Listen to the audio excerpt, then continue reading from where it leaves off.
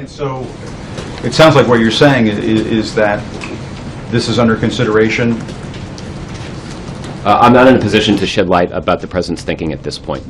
He's been pretty clear about the broader problems and the broader challenges that are facing the people of Iraq right now. What is clear is that there are no American military solutions to those problems. Those solutions are only going to come about through the kinds of political reforms that only the Iraqis themselves can undertake. It sounds as though to deliver this humanitarian aid, something may have to be done militarily to soften ISIS in that area so those supplies could go in. Is that a correct read of the situation? Well, I'm not in a position to provide you a tactical assessment of the situation on the ground. What I can do is I can give you some insight into the President's thinking in general about the kinds of principles that would apply to contemplated military action. That would include no combat boots being put on the ground in Iraq. The President's been clear about that, and that principle continues to hold. The President's also been clear that any sort of military action that would be taken in Iraq would be very limited in scope and very specific to addressing a core American objective. So that he laid out earlier this summer, that remains the case now? Yes, and that would include things like protecting American personnel or confronting counterterrorism threats.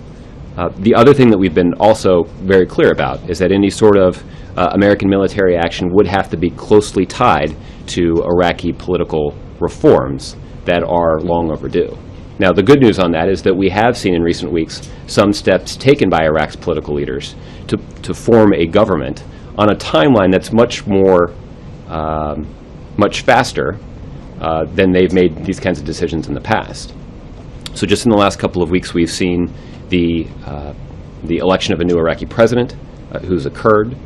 We've seen the appointment of a new Iraqi speaker who is Sunni, and the appointment of two deputy speakers, one of whom is a Kurd and one of whom is Shia. What continues to, the work that remains to be done in terms of those political reforms is the election of a new Iraqi prime minister and a cohesive government that is committed to leading that country in a way that reflects Iraq's diverse population and gives confidence to the citizens of Iraq that the government is looking out for the interests and well-being of every citizen in Iraq.